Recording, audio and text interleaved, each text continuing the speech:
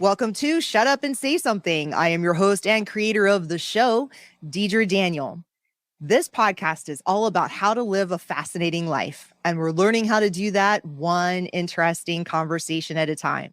We try to stay away from discussing politics, religion, and the ad nauseum topic du jour, but anything else is fair game. And today I'm speaking with Brian Kern. And Brian is the man in charge of the Krewe of Boo, and that's the New Orleans official Halloween parade. And they have over 450 riders, 15 floats and growing, 35 marching bands and dance crews.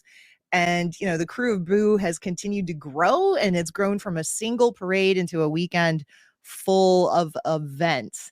So Brian is the son of Brian Kern, and the Kern name is synonymous with the art of parades. And I didn't know that. When I met him, it was during a site visit at Mardi Gras World back in 2009. And I thought he was just a very pleasant manager or president of the company. And I didn't know anything about the Kern family. And he explained to me like who he was. I was like, oh, you're parade royalty. I had no idea. I didn't know that was a thing. And the Mardi Gras World is absolutely incredible. If you've never had a chance to see it, you have to check it out. They not only design these floats, but they also, build them, create them, and oftentimes store them. And so there are all these crazy props in this thing, and it's a great place to also throw a party. And I was there because we thought we were going to have a corporate event on site there. So that's how I met Brian, and we remained friends. And I thought, here it is, the month of October, Halloween. I know the man behind the biggest Halloween parade in New Orleans, and let's get him on a call today to talk all things parades. And I know he has some other kind of spooky stories as well. So I really appreciate you coming in today, because I know you're so busy putting together this huge event. Yeah, this 6 days out. We roll this coming Saturday, so it's coming up fast. And like this week, we have all the inventory, all the products, all the stuff that we throw is coming in. We have to load the floats, and then Saturday is the big day. I want to explain a little bit about your family business and how it even started, because I think that's such a unique way to grow up. I mean, who can say that, like, oh yeah, my family makes parades, like makes all of these parades happen, just not even in New Orleans, but in different amusement parks like Universal Studios and other places around the world. I mean, you guys are behind all of these gigantic floats. I mean, it's really, really impressive. There's a lot of history here in how your business has evolved. So how did that all start? So my grandfather actually went out to California in the 1920s and worked on the Rose Bowl parade. He drove out there, came back to New Orleans. He was a sign painter. And in 1932, he did his first Alla parade. And the actual floats were built on sanitation wagons. The mules that were used to draw the wagons through the streets collecting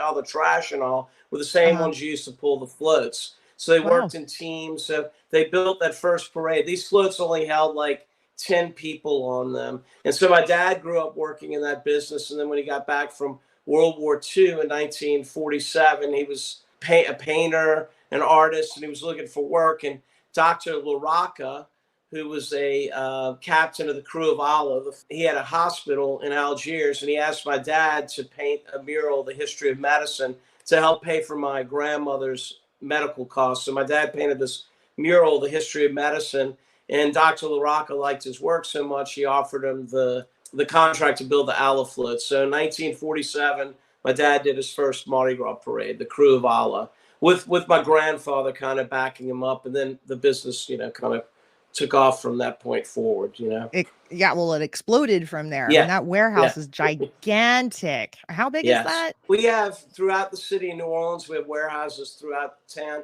That original complex on the West Bank in Algiers, probably, I don't know, close to 250,000 square feet of warehouse space in that area. I think we have probably, my brother now runs everything, but we have probably 500,000 square feet of storage space. So in New Orleans, so 1947, he does that parade. 1951, the Krewe of Rex, which is the king of Carnival. Rex is the oldest parading organization in New Orleans. They started parading in 1872. And they are the Rex in Latin means king, and they roll on Mardi Gras Day. It's the most prestigious of all the parades in New Orleans. Well, the captain of Rex found out that Algiers, the Krewe of Allah, actually had better looking floats than their floats, and they were kind of not very happy about it. So they told my father to go over to their warehouse, and they interviewed him. They had him draw on the side of a float, and he ended up getting the Rex contract in 1951. So he was building Allah, Rex, and then another small groups of parades came along. But it really wasn't until 1968. My dad was formed the Krewe of Bacchus. Bacchus is the kind of transformed carnival into what it is today. So you had all these crews in New Orleans that were parading, but they were made up of, primarily old New Orleans families from uptown New Orleans, and they weren't really open and receptive to letting in new people. So my father, being Italian Catholic, Pip Brennan, everybody's heard of Brennan's restaurant in New Orleans where Bananas Foster was concocted. Pip and Dick Brennan, they were Irish Catholics. They couldn't join any of the old line crews in New Orleans. Peter Moss, who was Jewish, he had an antique store on Royal Street. They got together along with several other people, and they decided to create the Krewe of Bacchus in 1968. And it rolled the first time in 69. And rather than having a king from New Orleans, they had Danny Kaye, who was a celebrity. And the goal was to do it on the Saturday before Mardi Gras Day, and to bring people into New Orleans, kind of make it a tourist event. And that first year, Danny Kaye being king, and it was another important reason he was a Jewish actor, which once more, the old line crews were kind of closed to, all these, the Italians, the Irish, the Jews couldn't join them. So my dad and this group put together this parade and kind of democratized carnival. And after that, you had other crews come along, like Endymion, which was a year older than Bacchus, but it followed suit. Bacchus changed things with the Celebrity King, and rather than having a real formal ball, they had a big supper dance after the parade. The parade would roll into the Rivergate, which was the old convention center, circle around the room, floats would stop, and then they would light them up, and then people would have a party in the middle of the room. The king would have a king's table, so Danny Kaye was up there. People were everywhere in evening gowns and tuxedos, and it changed. It took what's been really formal, like these Mardi Gras balls are very formal, and made it a little bit less formal and more fun. And it started a whole new growth. And so in 1970, there were maybe, 15 parades in New Orleans, and now we have close to 60. And that's because Bacchus came and broke tradition and did things different than the old line crews did. Well, that's really exciting. I had an interview this morning because with one of the local TV stations. Everybody in New Orleans is wondering whether or not we're going back up Canal Street this year, because it hasn't rolled since 2018 on Canal. In 2019, the Hard Rock Casino collapsed in New Orleans. The morning of the parade at 10:45, this was in 2019, I got a phone call from the city of New Orleans saying they were going to cancel my parade. And I'm like, you can't cancel it. Well, sure enough, they were canceling it because the Hard Rock collapsed on, I don't know if you remember that in New Orleans, but it was a big deal. Yeah, and, I do. Yeah. So my parade went up Canal, and the hotel was down Canal. And so they were going to cancel the parade. They said that they didn't have enough police and everything to work it. And I ended up hanging up, and I went in my phone, and luckily I had the current mayor's phone number when she was in Council B here in New Orleans, District B. I had her number. I called. She actually answered the phone, which I was shocked. And I just pled my case. And I don't think she was having too much of it, but hung up. I ended up getting on the phone. I called the lieutenant governor, my father, the head of tourism in New Orleans. But I called enough people and pled my case. And about an hour later, I got a phone call. We were able to have our parade that year. We couldn't go up Canal, but we were able to stage it. So 2019, it didn't go up Canal. 2020, we had the pandemic. And then last year, we didn't have enough police. Is there a certain number of police you have to have per capita? Well, I mean, like how do you figure that out? They figure out the parade route, and they figure out how many blocks, street closures, all that stuff. So it's about 90 police officers are required to do my parade. So this year is going to be the first time since 2018 that we have our full route, and everybody's excited. but I had to do a lot of work to make that happen. And that's basically securing more than half of the police officers this year. And I got 45 of them from a private company that employs police in their spare time as security. So I was able to get 45 of them, which helping me put it back on canal, which is needed because it's too big for the route. I mean, too many people come out to it, and it's a lot better kind of spread out. And plus all the businesses along Canal Street, they want the parade there. You know? Oh, sure. It's a big moneymaker for them. Most event planners are only dealing with one location, and even though there's a lot of things that can go wrong with an event, they still have some elements of control. But I feel like with a parade, there's just so much stuff coming at you. What sort of horror stories do you have from the past in managing these parades? Every year, something that gets thrown into the mix. This is considered a private event, even though it's New Orleans' official Halloween parade. It's a private event staged by the Krewe of Boo. The crew's responsible for purchasing all the parking places along the parade route. We have to buy those out. We have to provide sanitation. We have to do EMS service. The streetcar in New Orleans is on the parade route. We have to shut that down and get buses to bridge the public transportation. So there's a lot of elements that go into making the parade happen. Well, 2019, I got a phone call from my sanitation company that's been doing it for years. And they told me about a month before the parade, told me they couldn't do the sanitation this year. And they told me to get a quotation from someone else. They suggested, and so I called and they sent me a quote, and it was literally 10 times more expensive, 10 times. That's shitty. That's funny. I found someone in the sanitation business locally. They kind of saved me that year. I was able to do it for a lot less, but 2020, Hurricane Ida and the pandemic, everything was increased cost. So my sanitation went up 3 times last year. And it's going to probably stay like that now because the parade's grown in size. We have street sweeper trucks. We have water trucks. Over 50 people. They have to empty all the trash cans, the garbage trucks. It's a big undertaking, and that was my horror story that year because without the sanitation contract, I can't roll. So, and without police, you can't roll. So all these things, every year I know they're going to be, things that I'm going to need to deal with to make happen. Plus, I need riders, and fortunately, the Krewe of Boo, like anybody listening out there, you can ride in the Krewe of Boo, and I have this year over 180 riders that have never ridden before out of 500 of them.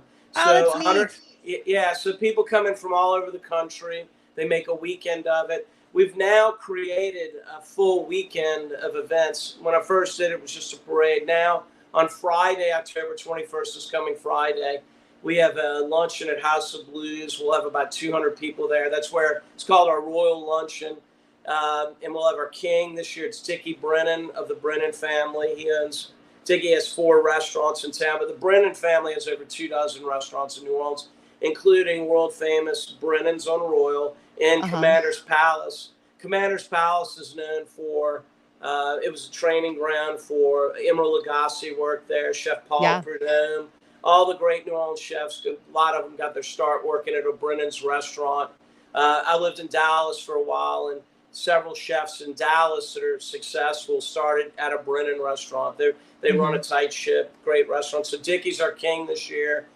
We have a Grand Marshal, which many people probably won't know his name, but his name's Crucial. He's a local artist, but he's starting to take off here in New Orleans, and he'll be our Grand Marshal. So we have those first 2 floats, and another 12 floats that are full of people, throws, and everything. So. All right. So hold on. How does someone become a writer? So if I'm not, how do you become a writer? You can go on the kreweofboo.com, and there's a membership tab, and you can sign up there. So with ridership, you buy a membership. That includes your spot on the float. It includes tickets to the Friday night party, which I'm going to mention. That's our Captain's Masquerade Ball, which we have a local band called Flow Tribe playing this year. And then it includes a ticket to the post-parade party, the Monster Mash, which has about 2,500 people in attendance. And then each rider needs to buy a throw package. And unlike parades in other cities, in New Orleans, we're throwing things off the floats. This year, we have a couple of new sponsors, but like Monster Energy, they've been with the crew now like 3 or 4 years. They invited people from the local Coca-Cola bottling plant, and Coke this year is doing a whole float in the parade, 50 riders. We have the Mortuary, which is a local haunted house on Canal Street. They have their own float in the parade, haunted history tours. People don't realize New Orleans is America's, and probably by far America's most haunted city. And so we have a lot of infrastructure. Like if you come anytime during the month of October to New Orleans, there's going to be Halloween themed things to do, from going to the Mortuary, doing a haunted history tour. In the French Quarter, we had several fires. In the 1788, there was a fire that went through the French Quarter. About 900 out of 1,100 structures were burned down, and they built the city right back on top of them. They didn't even bury things. So that's one of the reasons people think New Orleans is haunted, because spirits were never put to rest. There are several homes in New Orleans, La Laurie Mansion. I don't know if you've heard of Madame LaLaurie, but season 3, I think, of American Horror Story was shot in New Orleans. I think it was called Coven, and they talk about the Axeman of New Orleans. Axeman came about in 1918 in New Orleans. He was a serial killer, and he targeted immigrants in New Orleans, and he killed like a dozen people. Everybody in New Orleans was frightened. They weren't going outside at night. And so 1919, in March of 1919, so I'm leading into a party that I do now. It's called the Axeman's Ball. And it's basically the Axeman wrote a letter to the city stating that everyone in New Orleans, they played jazz music on such and such date, that he would pass over and wouldn't hurt anybody. So everybody in New Orleans played jazz music, and it was in its infancy. It was 1919. So everybody played it. So the Axeman's Ball takes place in March of every year. It's a new party that I'm doing. And we play jazz music to keep the Axeman away out of New Orleans. So when is the Axeman's Ball? In March? In March. No, March of next year. Can anyone go? Can anyone go to that party? Yeah. Let's talk about that party. I want to go to the party. What? All right. So all right, so I'm assuming you only play jazz music at this party. Well, it's a funky jazz. The band that performs, they're awesome. They played last year. They're going to be part of the party every year, and just grow on the brand, on the thing, on the party. Every event that we do, they start off kind of slow, but now they're big. Like the Monster Mash. The first year we did it, not a lot of people came because no one knew about it. Now it's like everybody's there. Everybody that, wants to have fun, costume up. And then we do another event, and it's called the Halfway to Halloween Dance Off. So in crews in New Orleans, unlike other cities, we have high school marching bands that perform, but there are a lot of these, they kind of dance troops. Like one of them's called the Rolling Elvi.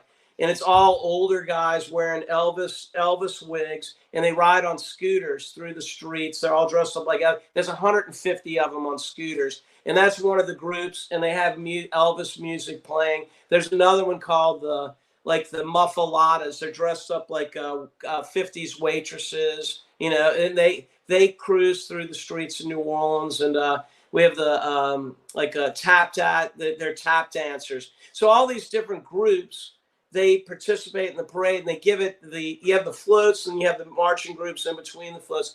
And it's very interactive. People love them. Everybody has their favorite dancing crew. There's one called the El Lucha. They're dressed up like Mexican luchadors. They wear masks, all like wrestlers. They're real fun and festive. So in April or May of every year, I have a dance off between these dance crews. They have to do a 2 to 3 minute routine with at least 8 to 20 dancers, and they compete, and I have celebrity judges, and we award one dance crew, like they're the winner, and they get to pick their spot in the parade where they want to roll. So all these events throughout the year that are all part of Krewe of Boo. And it started off just as a parade, and like I mentioned earlier, the Friday luncheon has become a big event. Our second line, people from outside New Orleans that probably have never heard the term second line.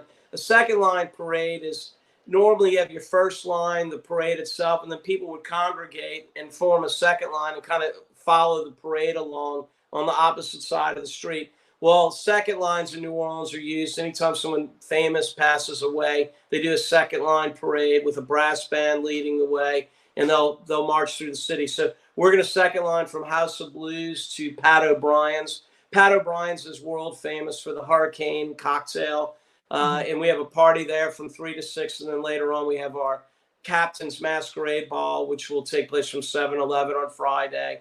And then on Saturday morning, we start the morning off with our zombie run, where we have about 500 to 600 people race through the city streets dressed up as monsters. And then we have the Big Easy roller derby girls. Well, do they really run? Do they really run? I mean, if it's a zombie run, are they really running, or are they acting? They're running. It's not your traditional, but everybody dresses up in like a monster garb, and people run through the streets. And the Big Easy roller derby girls are on roller skates, and they chase them around. And we have a big World War II called a Deuce and a Half, big giant, one of those transport vehicles. We have that in the front of the parade, in front of the race, playing music. And then we'll have a little party, street party outside Lucy's Retired Surfer Bar. And that goes to like 12:30. And then at 2 to 5, all of our members meet at a bar on Frenchman Street and get their faces painted. Once that's done, they go board the floats around 5:30. We start at 6:30. Float will take off, the King's Float, and then bands will be lined in. And everything gets lined in at the start, and then the parade takes off. And literally, if you're on the streets of New Orleans, it's an hour and a half minimum show to go by. So it's a great, fun, family-friendly event. Go out, great marching crews, floats, people catching things. We're throwing T-shirts this year out of Krewe of Boo shirts made up. We've got lighted items, miniature pralines called pralinettes. Elmer's cheese. Like people used to throw those plastic beads. Are you throwing plastic beads? We do throw plastic beads, but it's more of a minimal amount. Like if a rider's spending $400 on throws, they may have $50 worth of beads. So the vast majority, the throws are going to be locally made stuff, like the chiwis, the moon pies. Chattanooga, Tennessee, there's a factory. Everybody's seen moon pie minis. Yeah, we throw about 80,000 of those. 80,000 moon pies? Yeah, and probably 60, 70,000 bags of chiwis. We'll throw about 4,000 T-shirts. We have about 10,000 lighted beads. About 90,000 cups, like the cups, the Mardi Gras throw cups. I'll show you one in a minute. But yeah, we throw all that stuff. So people go to the parade. Oh, and coffee from our local coffee companies, PJ's, and they do they're called fractional packs. They're 2.5 ounces of coffee. And it's basically right now they're grinding them and they're making them. So the coffee's super fresh, but the older people like the coffee. The younger kids like the pralinettes and the chiwis. So there's something for everyone out there. So you're throwing ground coffee. You're not throwing hot coffee. Yeah, ground coffee. Yeah. No, hot coffee would not be good. No. So you had told me a long time ago, like the first things people used to throw at these parades was like glass beads and. Yes, So in the 90s throws, if you look at the evolution, you go back to the first Mardi Gras parades in New Orleans, going back to the 1800s, they were throwing like treats to the ladies along the parade route, like candies and things. And it evolved over time. 1960, the first doubloon came out, an aluminum coin, and it had the logo of the crew on the front, and on the reverse, the theme of that year's parade. They threw glass beads, were introduced in the 50s, 40s, and 50s. People were throwing these beautiful glass beads that were made in Czechoslovakia. That sounds dangerous. Well, no, they're really beautiful. They don't shatter. I mean, they're pretty well made. And they would throw those beads. People would catch them. Well, that evolved into cheap plastic beads coming in from Hong Kong. And that came about in the 70s. The influx of all the plastic stuff and cheap because toys. That was cheaper than the really nice gifts they were throwing. Okay, so the glass beads were not dangerous. That just sounds like they were going to shatter everywhere. But no, they were polished glass beads, really pretty. Those items kind of went away, and people went more to quantity versus quality.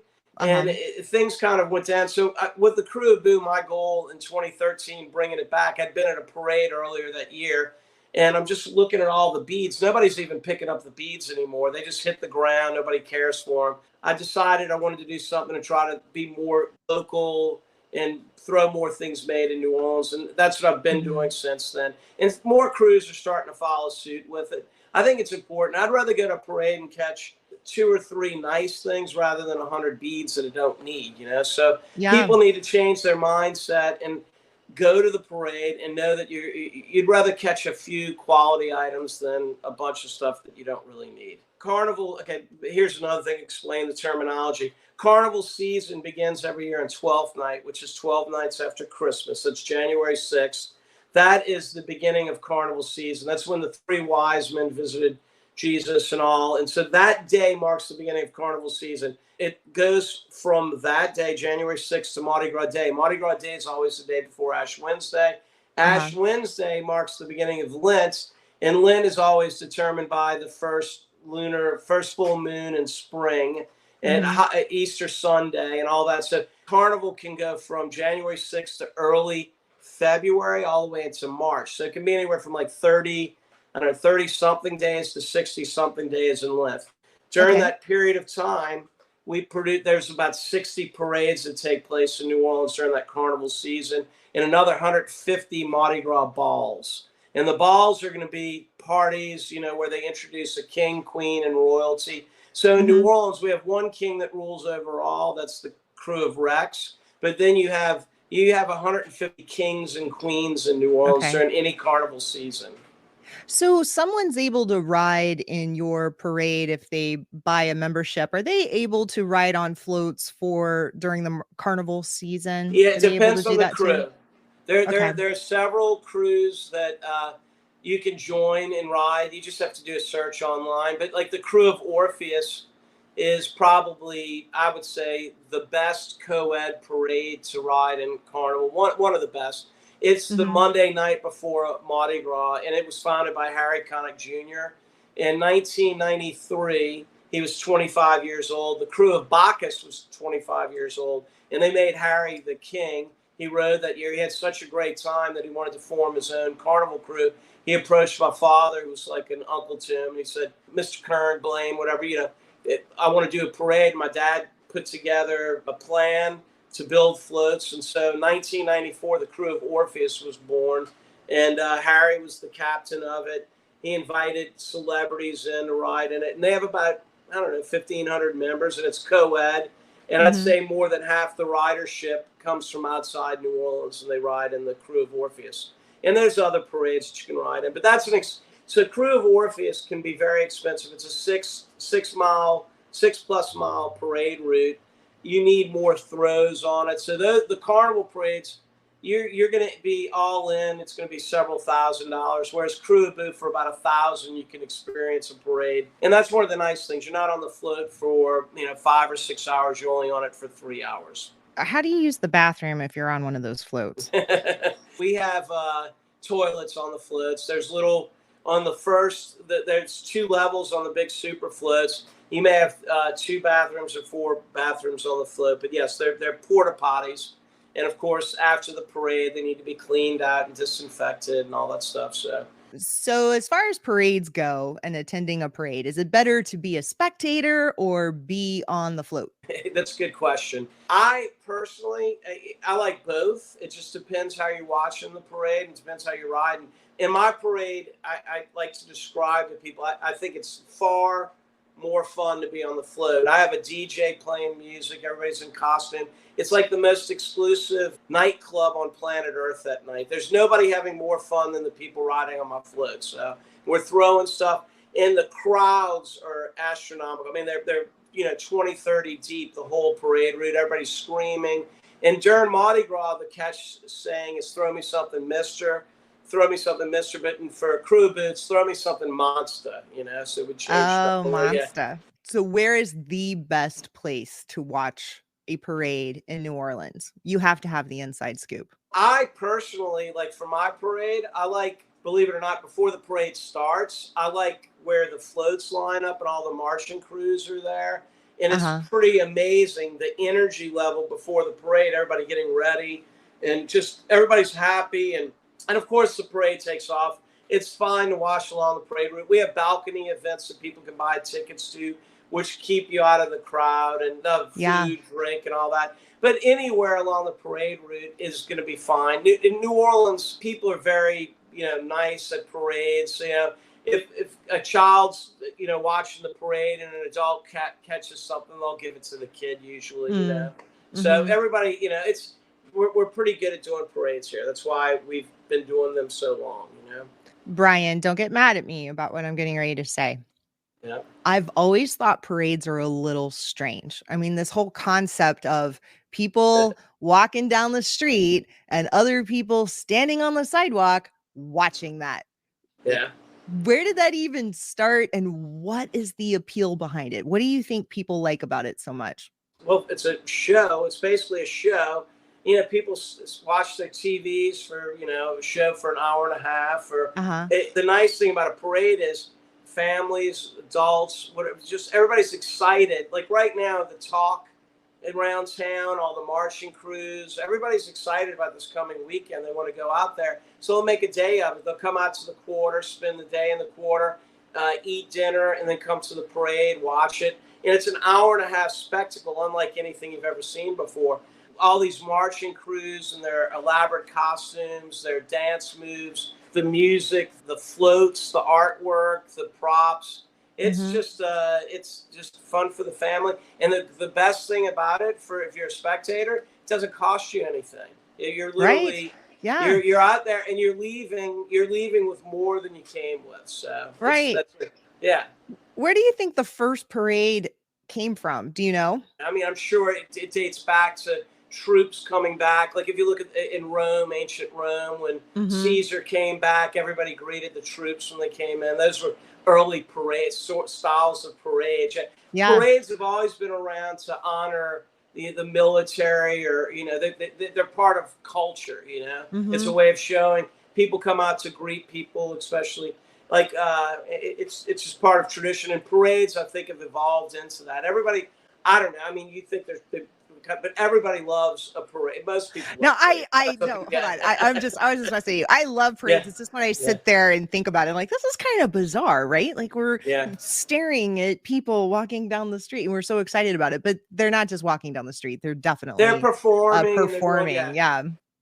In New Orleans, everybody and like, drum lines are my favorite. Yeah. I mean, hands down. That's another thing. That sound, that percussion, and all that gets you excited. It's a fun way. In New Orleans, like during carnival season, you'll have days like the Saturday before Mardi Gras Day. You can go out there and have parades for 8-10 hours. Where parades just continuously go all day long. They start early in the morning, go all day, and you'll have like 6 different crews that stage their parades. And so you mentioned this is a private enterprise, your parade, and the city doesn't subsidize you at all, because it seems like you're bringing so much money to the city, all the people flying in to be on those floats and all the people buying things in the stores and the hotels and all that. I mean, I would think someone would be thanking you somehow. As I grow, they've been a little bit more receptive to help out in certain ways. Yes, this is a good event for all the businesses. This year, I reached out too late, but UNO does an economic impact study on different events, and I'm going to have that done for next year to see the economic impact of the parade. This year, we'll fly a drone and get a good count of how many people are actually out at the parade.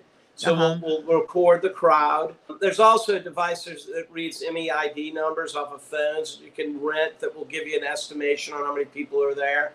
So that have come in. Several ways. Right. The first thing I need to do is gauge the amount of people that come to it. Then my members, I'm going to put up a questionnaire and ask them where they stayed, what they spent, all that. And then hopefully by January 2024, I have an economic impact study that I can present to the city and hopefully get a little bit more help. From the beginning, I don't want to owe anybody anything and have to be whatever So I kind of do things my own way. I think it's Yeah. a lot more liberating. Once somebody starts giving you money, then you're kind of beholden to them. And I'd rather I get it. do the parade the way it needs to be done. And I'm thankful for my sponsors. My sponsors are the ones that'll make this parade happen. Without them, it wouldn't happen. Yeah. And that's true. If you get some sort of government grant, then you're going to have more paperwork and other meetings and people you have to appease, I'm sure. So how has crowd behavior changed at the parades? It seems like they used to maybe be a little bit raunchier than they are perhaps now. You said it's more family friendly. Yeah, New Orleans, like uptown New Orleans, nobody's exposing themselves. That's in the French Quarter. People come in, media crews, and the first thing they do, they're in the quarter. That's like less than 5% of what's taking place in New Orleans. The majority of all of our parades are taking place in different parts of the city. It's a very family-friendly event. All the children, okay, so on January 6th, 12th night, all the local bakeries start baking king cakes in New Orleans. And every kindergarten class, every first grade, second grade, all these little kids, one child is tasked with bringing the first king cake. He brings the king cake. They share it with their classmates. And inside that king cake is a little baby that symbolizes baby Jesus. Whoever gets that king cake baby has to bring next week's king cake. So throughout Carnival season, people are doing king cake parties. Children have little dress up, like costume parties, like before Mardi Gras. And then all along the parade routes, families are out there with their children waiting for the parades to come by. New Orleans parades are very family friendly. The French Quarter's the more adult-oriented stuff. So when people say they want to mimic Mardi Gras in other cities, they have an image of it that's not realistic. They're doing what's in the quarter, which is not, I don't think, the best way to build a successful parade season or whatever. You need the family. It's tradition here, and it's grown over time to become what it is. And the Halloween parade is basically, it's a Mardi Gras style parade for Halloween in New Orleans. And they look forward to this one because they haven't had a parade since February of last year. So, I mean, February of this year. So it's basically 8 months later, and people are welcoming another parade. They want a big parade to go see. Yeah. So it's been a long time. Yes. Yep. And people are jonesing for their parades. All right. So what is the average cost of being on a parade? So membership dues, it depends on the crew. Some crews can be as little as like $300 or $400 and go up to, $1,000, $1,500 to be a member of that organization. And then you have to buy your throws, and that can range anywhere from $500 to several thousand. There's some people in some crews that are probably spending over $5,000 to ride. Wow. Easy.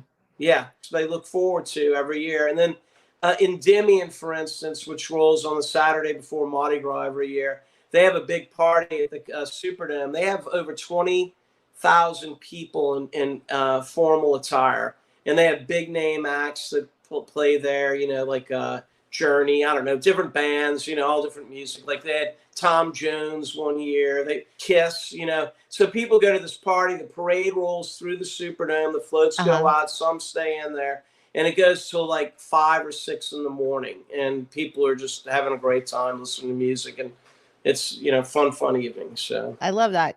And then how can someone attend your Axeman Ball? Well, like all the events on the Krewe of Boo's website, we have an event tab, and you can go in and purchase tickets to all the events. Everything we do, pretty much all of our events are open to the public. People can buy tickets. So they can come. So they don't need to be a member. Don't have to be a member, but if you want to ride on a float, you have to be a member. So I see. Okay. And then is that an annual thing? Yes. Are you Yeah.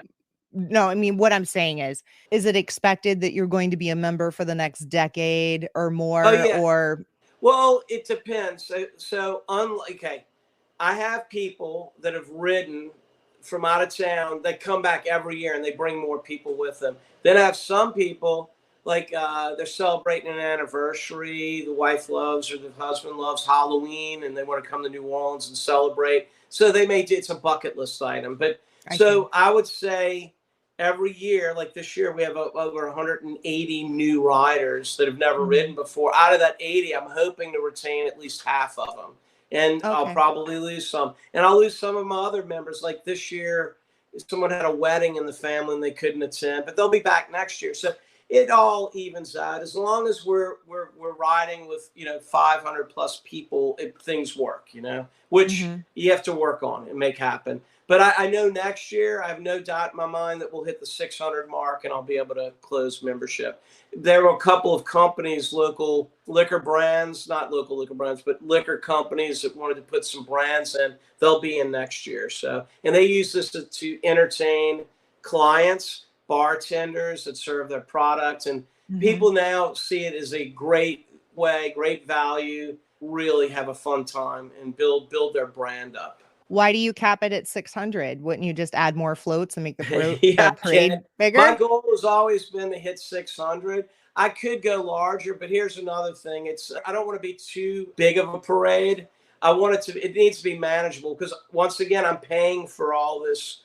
There's the police, the sanitation, and yes, I'm sure I can make it bigger. I just, it needs to be manageable, and that number, I've worked the numbers, and there are other sources of revenue that I hope to be able to tap into in the future. I'd love to have a Halloween special from New Orleans, kind of like, you have your Macy's parade. Why not have a Krewe of Boo parade, televise it, and showcase that B-roll and different excerpts. Maybe we have a lot of local celebrities that live here, like John Goodman. He was king years ago when my father started the parade.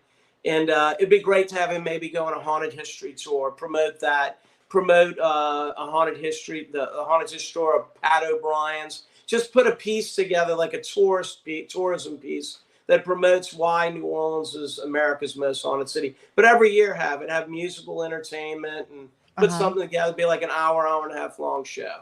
I love that idea. Yeah, that's down the road. It's, everything takes time.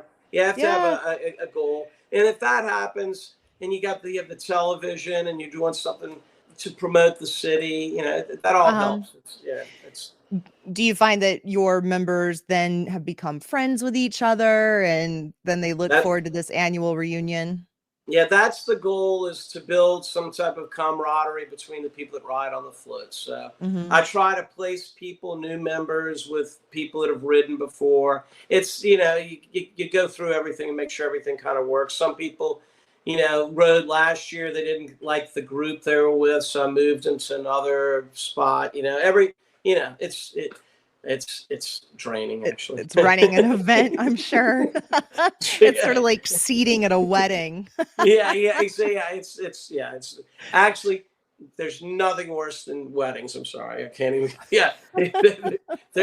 I used to do events, and when you met me at Mardi Gras World, and I was working on a Microsoft event for 7,500 people, and at the same time I had a wedding for like 300.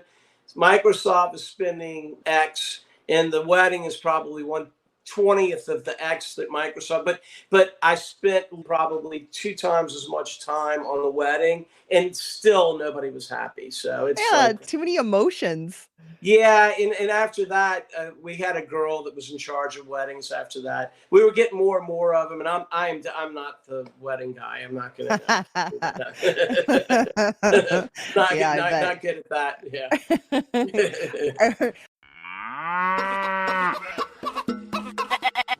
It's time for the pet peeve segment. Everyone has those little things that annoy them, but we rarely mention them when we get to know someone.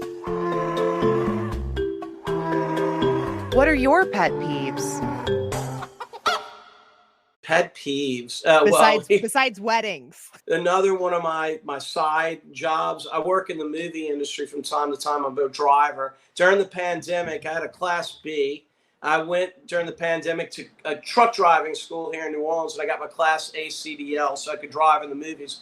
So I work with actors and drive people around. So I'm behind the wheel of a car all day long. I have a lot of pet peeves about how people drive. I mean, my favorite is the worst is when people like Ubers, for some reason, want to just stop in the middle of the street to drop their people off. And there's literally up 20 feet off to the right. Just pull over, please. Let traffic flow. And then people park. When you're driving a big bus, like I've driven 30 passenger buses in the French Quarter, people park illegally on the corner, the outside corner. You can't negotiate turns, so you end up having to go blocks around. So there's a lot of things. People need to be a little bit more polite when they drive.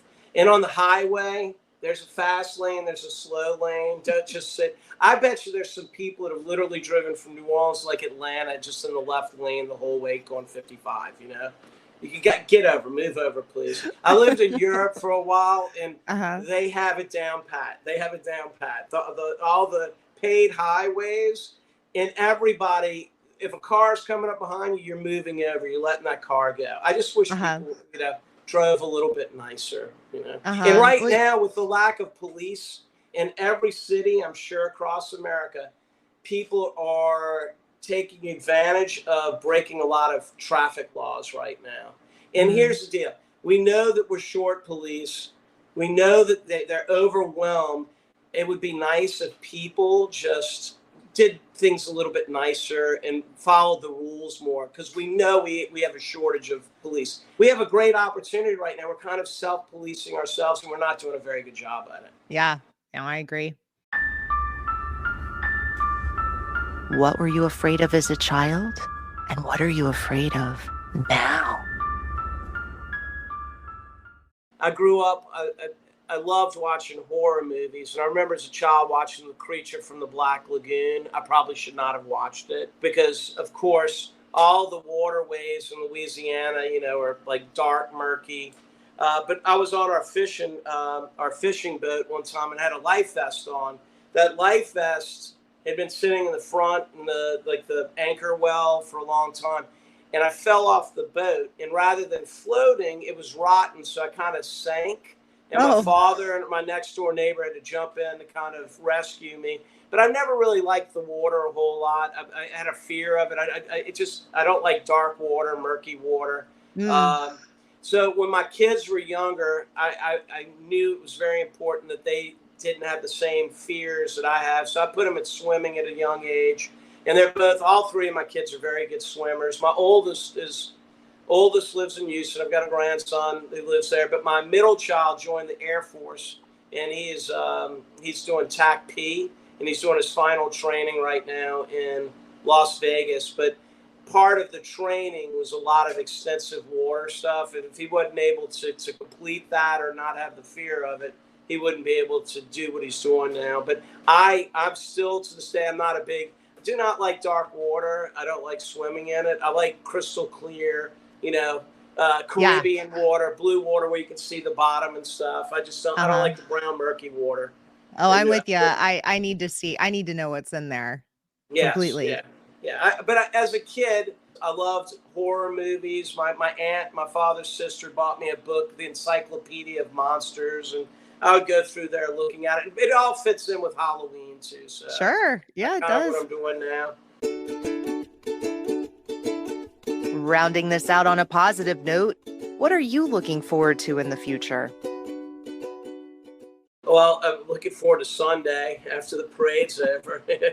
Yeah. The parade this week it's a lot of work. I'm always happy when show is complete, it's over, and everything's gone off, usually without a hitch. We very rarely have anything that I have to worry about. But yeah, I'm looking forward just to starting back up for next year, getting it rolling, and just I've hired now a few people to kind of help me with the parade, and I'm looking forward to streamlining things. I want to have a membership portal where members can be more interactive with each other, and I'm working on all that. That will take place after the parade this year. Currently, I'm doing everything kind of with Google spreadsheets, and have the website. People can log on and see stuff. But I want to have a website where there's a membership portal where all the dates of the events are there, where if you have an event coming up, it automatically will email them. Tickets are on sale now. I need something to work with the prospective members, the current members, and just something to communicate with them. So that will be my goal after this. But after the parade's over, I do a lot of gig work. I work shows, working one in Mississippi. For some people that work on TV, but one's an author. Yeah. So let's talk about this. You got a license so that you could drive people around in the movies. Yeah. How did that happen? Well, it started. I went a few years. Okay, I do the parade. I have extra time throughout the year to do other things. So I went to Delgado here in New Orleans to get a tour guide's license.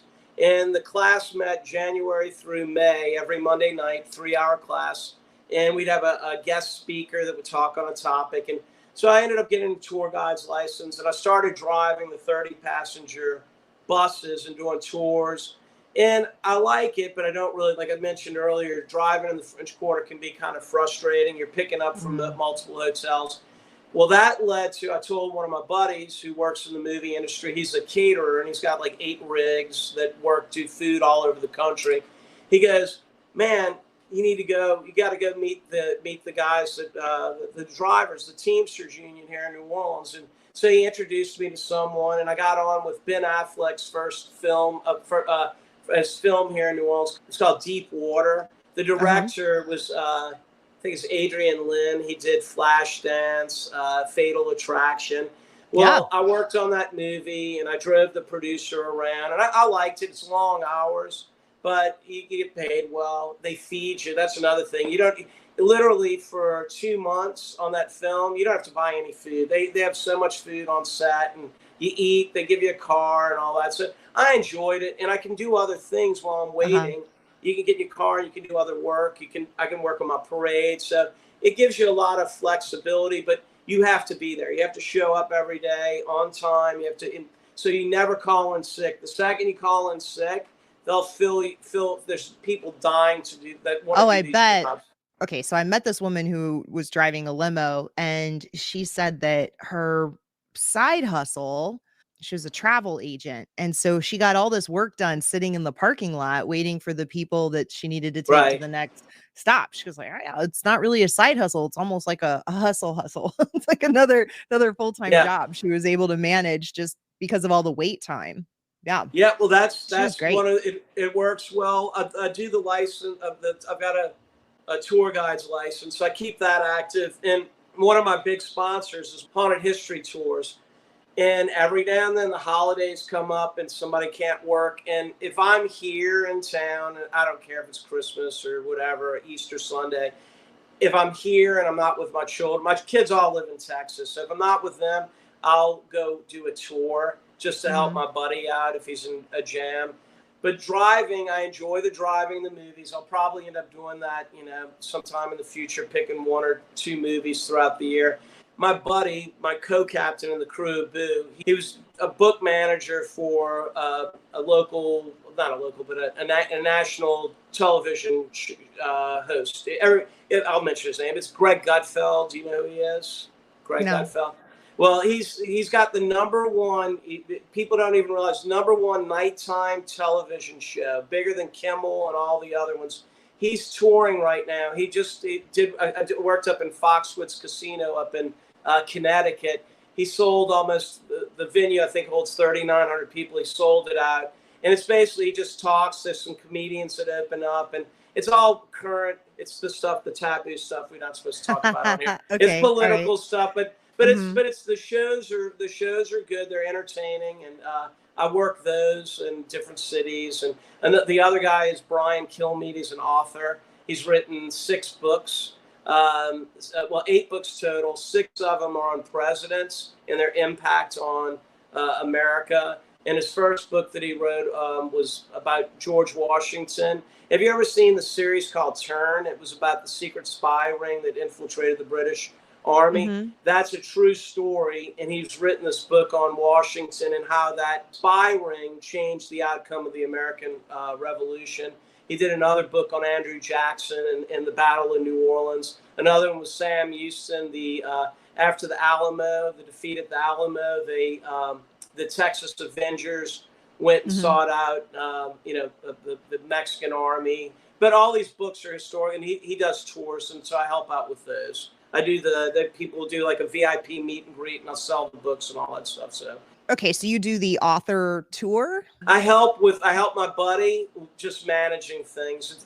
Both these guys have grown from like small, like maybe signing at like a bookstore to now filling up auditoriums full thousands of people now. So they've grown in size, and so I'm starting to help out on those, and I'm enjoying it. It's fun. It's a nice gig. Everybody that's there at the show, they pay to be there, so everybody's happy and upbeat, and it's just fun. It's good. It's good stuff. So maybe you can manage my book tour when I'm ready. yeah, definitely. Yes. All right, great, good. So I know what I'm doing next March. I know how to get on a float for Halloween next year. Yep. And who's going to manage my book tour? This is great. Yeah. I'm glad we had this discussion. And now it's time for the very interesting game show. This isn't trivia. Throw accuracy out the window and give me your most ridiculous and creative answers instead. And let's see if you can come up with the most interesting answer. Are you ready?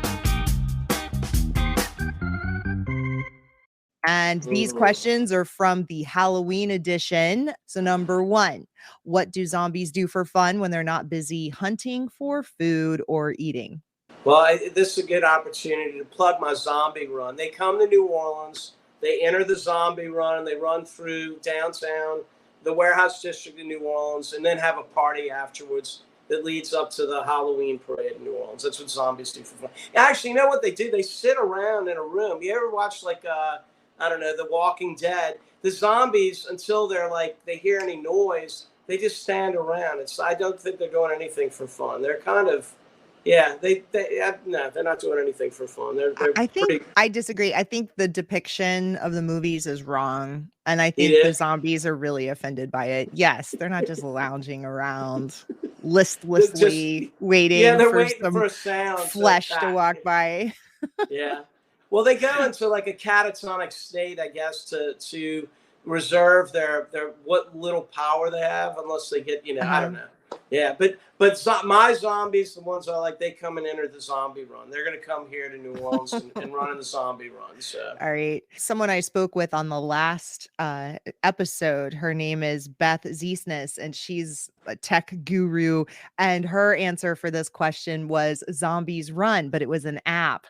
And so you might want to look into it. There's this app called Zombies Run, and people are running and they're in this activity with the zombies running after them. So that could be part of your zombie event. run. Yeah. Yes. Nice. Yeah. Look into the Zombie Run app. You could. Oh, nice. Zombie Run. Yeah. Well, the zombie run this year is being presented by Splat. You know, Splat hair color. You ever heard of them? Mm-mm. They do hair dye, and it's a perfect fit because for Halloween, everybody colors and does wild things with their hair and stuff. So that's, So the zombies that do come in, we're going to give them nice hairdos and stuff, and nice colors. So. That's great. Lots of great photos. That's what I love about Halloween too. Yeah. Everybody loves the costumes. So. Yeah. Have you ever encountered a ghost or experienced a paranormal event? And if so, what happened? Well, I personally have not experienced it. However, I came back from Spain in 1989. I came back on an aircraft carrier. It was decommissioned. Well, 1969, the United States sold, it was called the USS Cabot. It was in World War II in the Pacific Theater. We sold it to Spain in 69. And I was in Spain, and they were decommissioning that boat. And my father wanted to bring it back to New Orleans and make it into a gambling ship because gambling was being legalized in Louisiana. I came back on board the USS Cabot, and that boat had been hit by a kamikaze attack in World War II. A lot of people perished on board. I came back to New Orleans. It was parked in the port of New Orleans, and my brother went on with one of his friends, and I was on the boat at the same time. She saw something in the flight tower, the control tower. She saw some type of aberration, and she was white as a ghost when she came out. That's the closest I've ever been, and I believe she saw something. I mean, it was not something made up. So that's the closest. My brother Blaine lived in Algiers Point in an historic home over there, and they used to say stuff would move around in the kitchen. They'd hear dishes moving around in their home. I personally have not experienced any paranormal stuff. I did watch Skinwalker Ranch on TV. Have you heard about that? Have you heard about that? No. It's a place it's where I believe it's I don't know, in the Midwest or whatever, but it's an area that has paranormal activity, and they don't know what it is. But they did a whole season. They're starting. I think they have a second season on it, where these scientists went out there to actually collaborate or figure out if something actually was going on out there. And after watching the show, I kind of believe that there's something supernatural happening out there. You have to watch it. It's very interesting. But All I'm right, I not. will. And then late at night, George Norrie, if you know who George Norrie is, Coast to Coast. So late at night, truck drivers all over America tune into a show. It's a late night show called Coast to Coast with George Norrie. George Norrie talks to people about supernatural stuff. So people that have encountered aliens, any type of paranormal activity, and he's on there. I listen to this from time to time, like if I'm at work and I'm working late. There are lots of people out there that believe in, I guess, extraterrestrial life and all that stuff. And think about it, you know, we exist where we are in space because of our distance from the sun. There are billions of solar systems out there. You would think somewhere else out there, there's something else is developed in the same way that we have. There's got to be life. Now, how far away is it and how long it would take to get here? Who knows? But I don't think we're the only ones out there. So that's sure. And I'm sure there's other forms of life, not just like human life. Yeah. Mm-hmm. Yeah. And I just finished watching. Have you seen Fantastic Fungi on Netflix? Watch it. It's amazing. No, well, it's just watch it. It's a great show, pretty impressive, of how we developed here on Earth and how funguses are like basically all part of us. There's funguses everywhere, and how the trees talk to each other, plant life. It's pretty amazing. I read somewhere there was like the largest living organism is actually a mushroom in I want to say it's in not Portland, but Oregon, and it goes for miles and miles and miles. Yeah, well, because it goes underground. What you see on the surface, you learn in the show. There's a network. It's almost like picture the brain, neural pathways in the ground, and they go on and on and on, and they connect tree to tree, and they believe that they communicate. The trees are able to communicate with each other using this neural network underneath the ground. It's pretty amazing. It's worth watching. So the tree internet comes from fungus? Yes, the fungus, they connect the trees, yes. And they break down. Yeah, it's amazing. But the main guy is like an amateur, but I guess I don't know what you call people that look for mushrooms, but this guy knows more about he's mushrooms. He's a fun guy. Is that what that whole fun? Okay, yeah, he's a fun guy. Gotcha. No, but it's interesting. It's worth watching, and it's beautifully shot. They had to spend millions of dollars on this documentary. It's beautiful time-lapse photography showing everything, like what happens when things decompose, how mushrooms take organic matter and break it down and put it back, those nutrients back in the soil. Without them, we would not exist. Oh, interesting. Yeah, no, you have to watch. It's pretty brilliant. The show was eye-opening, and I've watched it a few times. It's that good. Yeah, in the show they mentioned you have to watch. They had like an oil spill, and they treated them with different things, but they put mushroom spores on one of the oil spills, covered it up, and came back like a few months later, and it was breaking down. The mushrooms were breaking down the oil spill, and then over time they attracted plant life, birds, but that pile was completely cleaned up by the mushrooms. The mushrooms cleaned up the toxic waste. I wonder if mushrooms would clean up the toxic waste in your body, like all these little microplastics that are apparently in people's blood now. And that's a problem, Okay. Well, that's why I'm not throwing all the plastic beads. I'm trying to minimize all that stuff. I appreciate that. And quite frankly, I would rather have coffee, a moon pie, and some Cheetos. Or whatever. Yeah, exactly. New Orleans Cheetos. Yeah. Well, there's something about mushrooms could be like the new plastic, and that way you're not messing up the environment as far as building materials. And then they're even talking about, replacing animal protein and being able to create nutritious and delicious proteins like through mushrooms as well. Talking about plant-based stuff. My buddy, he's a doctor, and I've been trying to eat more plant-based, but he made these hot dogs. Wait, they're carrot dogs, and they're carrots you shave down and you steam them. They get a little bit soft, and then you marinate them, liquid smoke, and a bunch of different things. And you put the same condiments on top, and it's kind of the same texture, taste, and everything as a hot dog. It was interesting, you know. Not that I still like a hot dog every now and then, a hamburger, but it was very, very different. So. So what you're telling me, it's a parboiled carrot that they've put liquid smoke on and a bunch of chopped onions. Marinate it for a few days. You marinate it for a few days, and you put it on a hot dog bun. Put your relish, your mustard, ketchup, and all that stuff. If you could cast a spell, what would it do? Oh, well, going back to driving, it would make everybody literally when I drive, I'd and I was just using a bad spell. I mean, I could pick one, like say win the lottery every time I pick it. But honestly, like right now, just driving, get out of my way. Green lights everywhere I go. Parking spot opens up, you know.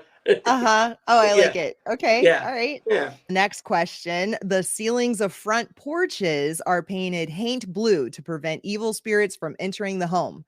What color would you paint on your front door, and what would you want it to keep out? Salespeople, I'm trying to think of the color though. Any color, but I don't like people knocking on your door like salesmen. And I've had lots of conversations before, and it's time consuming. I prefer people not to knock on my front door. You know. Okay. So you just don't want anyone to stop by at all. No, I don't. Well, friends can. That's different, but not unannounced. No. And for the last question of the day, which is asked on every episode, what should have been invented by now? I'm kind of a germaphobe. When I get home, I take my shoes off, but I've seen this thing where it puts plastic on the bottom of your shoes. Have you seen this? Yes. I don't know. The greatest thing that I like now are the disposable gloves. Like when I go out to empty my trash and all, I just don't like touching a garbage can or anything. Like the one thing I cannot stand is going to a public restroom, and I know we're supposed to save trees, but I want paper towels. I want to be able to use that paper towel to open up the door when you leave the bathroom. Oh, yeah. What's the purpose of washing your hands if you have to grab the handle? This is all stuff that needs to be designed. All bathrooms should be designed in a fashion where you're not touching the surfaces in there. It's part one of my, I guess, the pet peeve. And think about all the people touching it's nasty. Yeah, it is gross. Yeah. I read somewhere that the hand dryer in the public restroom sucks the air out of the restroom and then blows it onto your hands. So there's fecal matter particles just flying around. That's why I don't use them. Another thing I don't. When you go to a bar and you order a cocktail, and the same bartender is collecting your money, is squeezing the lime to put in your drink. Yes. It's gross. Yeah. It is gross. Yeah. So I go without lime. So I will get like a vodka soda, no lime, even though I really want some lime, but just because I don't want them putting their dirty fingers all in the fruit. So I used to do it at Mardi Gras World when I did parties.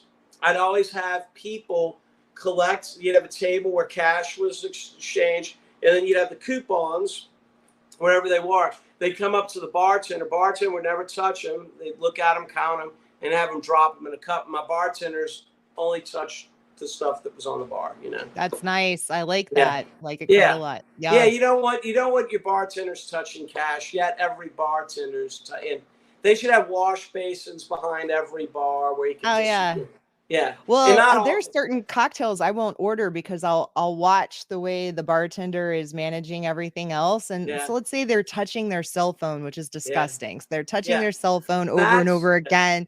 And then they're handling the money, and then they're putting their fingers in the dirty glasses and picking them up. And then they're going to walk over here and muddle some fruit and use their fingernail to scrape off some pulp or whatever. I'm like, barf, I'm not drinking that. Yeah.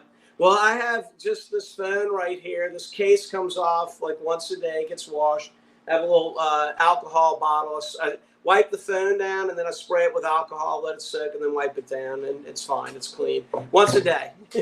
So for a germaphobe, being in the parade business where everyone's sort of in on top of each other, how do you manage? That doesn't bother me. That doesn't bother me. It's just the surfaces and stuff. That doesn't matter to me. It's more about just having clean hands and stuff.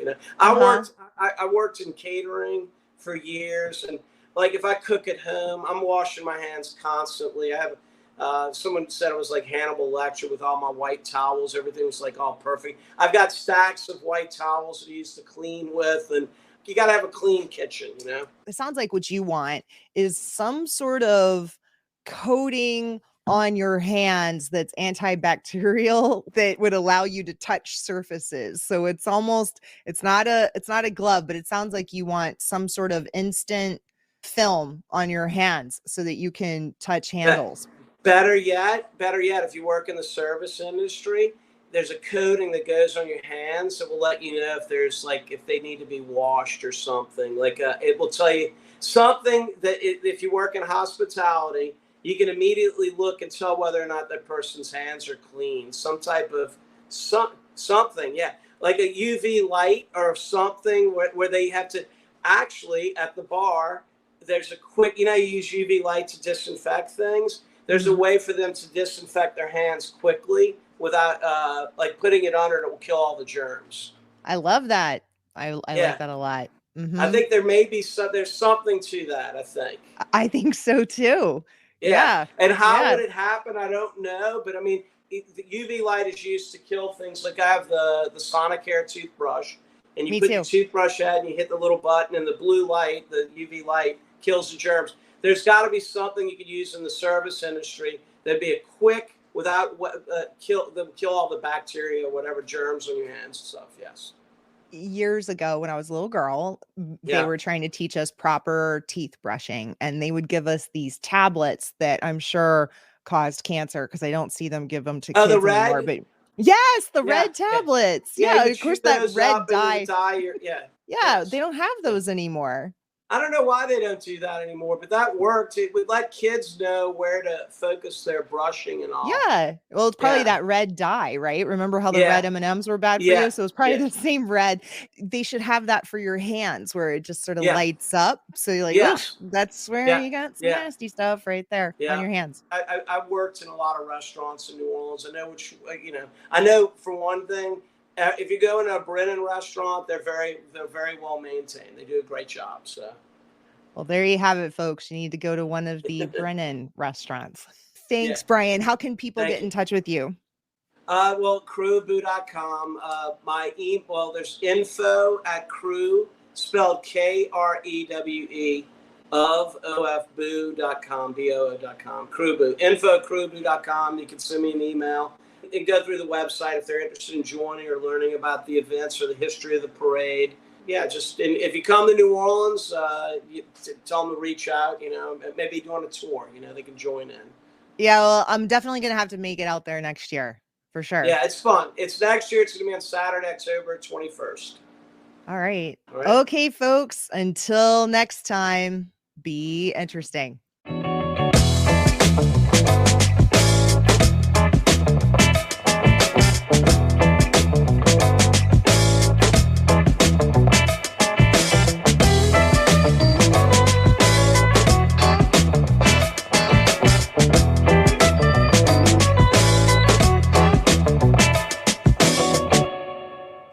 What's the last question? The last question is what I ask on every episode, and that's what should have been invented by now. But don't say anything from Star Wars, Star Trek, or the Jetsons. So no like self-driving cars or lightsabers and time travel. Don't say that stuff because that's what everyone says. So it needs to be something that irritates you and you've come up with like a solution, or you want a solution for something that annoys you. Like Rob wants temperature controlled underwear because we live in hot and humid Florida.